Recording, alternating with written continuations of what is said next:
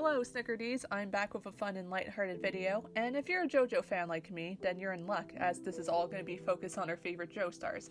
Now, originally the portraits I drew of them didn't have a coherent theme to it, but around part 3 I decided to come up with some sort of theme and stick with it. So basically, if you follow me on Twitter, hello fellow moods by the way, I have posted each portrait with a different rose color to represent the Jo-star's personality, and the symbolism behind each rose color and how they both relate. That being said, let's start with part 1 featuring Jonathan Joestar from Phantom Blood. So my first impressions of him was that he's heroic, very kind and loyal, and a gentleman, as he's loved his significant other Arena, and I'm trying my best not to spoil things here, sorry. He's like the typical hero type of main protagonist of the story, which is pretty fitting for the first part. Now I gave him the red roses in the background as it represents love, passion, courage, and beauty, and I thought it fit Jonathan's personality 100%. Additionally, he never had 1 ounce of malice on his bones, especially with the confrontation between himself and the main villain, Dio Brando. So I thought that further made the point of the red roses symbolism. I pretty much gave him a nice warm smile based on my interpretation of himself and impression of the first part. Part 2 Battle Tendency features another fun and eccentric character known as Joseph Joestar. His personality is one of the reasons why he's one of the most loved JoJo characters in the whole fandom, and he's in my top 3 when it comes to favorites. He also radiates the life of the party type of vibe and is such a jokester yet impetuous and temperamental, although he significantly mellowed out in part 3. I wanted to focus on his part 2 appearance, so with that I used orange roses as the color symbolizes passion, energy, and excitement. I also thought the orange roses somehow blended well with his overall color palette, at least the one in the anime since his manga palette was vastly different. Overall, I enjoyed drawing Joseph in terms of character design and personality.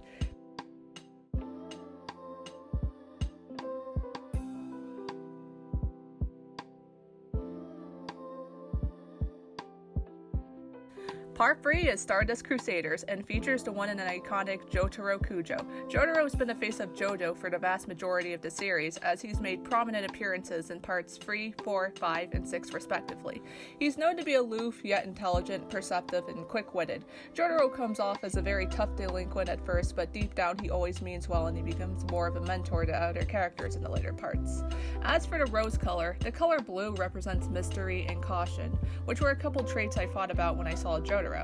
I was originally going to use black roses, which represents courage and hope, especially demonstrated near the end of part 3, but I thought that this harsh color was going to blend in too much with Jotaro's already dark outfit and wouldn't stand out as I wanted to. Plus, I thought blue was simply a better color for the sake of adding some color, I guess.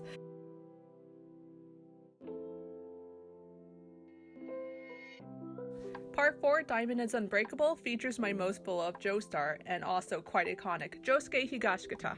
He's quite charismatic, funny, adorable, relatable, and has great hair. Oh boy, I could go on and on about why he's my favorite Joestar of all time.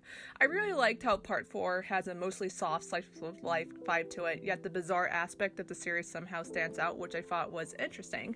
I also find a running gag of Josuke getting angry whenever someone insults his hair, but I can assure you it's for good reason. Part 4 fans, you'll know exactly what I mean. Anyways, let's get on with the rose color, which I chose yellow as it represents cheerfulness, friendship, pride, and joy, which was perfectly fitting for Josuke. He was known to be friends, or at least on good terms with characters such as Okuyasu and Rohan. Plus, yellow was a perfect complementary color for his uniform, so this color speaks to me. I kinda gave him that cutesy pose that apparently looked quite similar to the Kono Dio Da every JoJo fan knows of.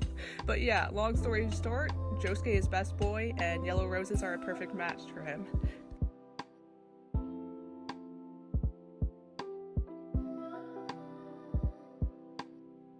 Part 5 is Golden Wind and features the one and only Giorno Giovanna, not to mention his theme is quite iconic at its time.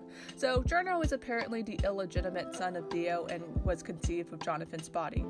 Go watch part 1 if you haven't already for additional context. Giorno himself is known to be an ambitious and intelligent being who has had a rough childhood and has major dreams of becoming a gangstar in Italy, so to speak. As for the rose color, I chose a lavender purple color as it represents passion and infatuation. I thought about how Giorno joined the Passione gang thanks to Bruno Bucciarati, and I believe that's how you say passion in Italian, and how he's considered attractive by women, so they became infatuated by his parents, which I thought was an interesting quirk. Other than that, I think Giorno is a simple yet interestingly written character who aims to bring resolve into himself as well as others.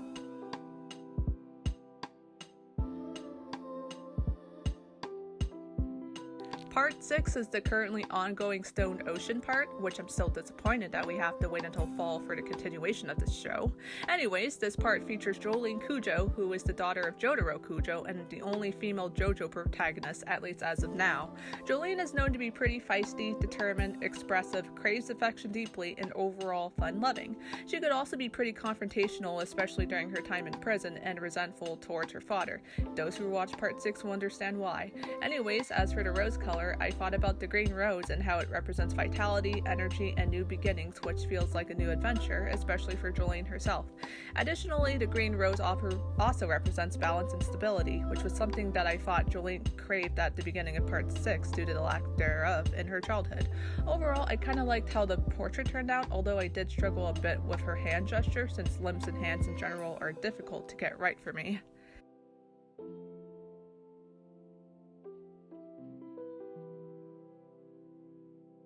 Now, Part 7 is called Still Ball Run, and I'll be honest with you, I haven't really read Part 7 or 8, although the poll on Twitter pretty much said I should continue with the Joestars and their respective parts. So Part 7 onwards is apparently an alternate universe and features Johnny Joestar.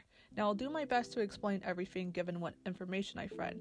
So basically, Johnny initially comes off as someone who feels hopeless and depressed due to him unable to use his legs from a freak accident, and as well as having a not-so-great childhood. But he's also known to be a bit more confident as the adventure goes during the journey with Gyro Zeppeli, the Jobro, and becomes more trusting and polite towards the one he's close with. I was confused as to what rose color suits him the most, but eventually settled with white as it represents new beginnings, hope, and innocence, and personally thought it would make sense for Johnny's overall characteristics.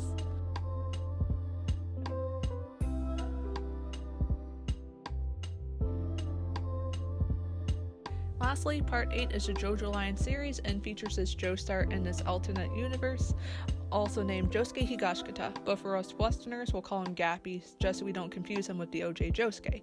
He does have similar personality traits to the original Josuke, as he is polite, family-oriented, loyal, humorous at times, childlike, yet violent and pretty straightforward. I also like the little gap between his teeth, which I thought was a fun detail to add with his sailor-inspired outfit too. As for the rose colors, it was again difficult for me to figure out which would align with Gappy's personality, but I settled with a blush pink, which symbolizes admiration, appreciation, sweetness, and friendship. And I thought about Gappy's relationship with Yashiro and the others when it came to the color choice, but feel free to inform me more on this part as I might consider reading it for myself, since I know it'll be a while before Part 8 gets animated eventually.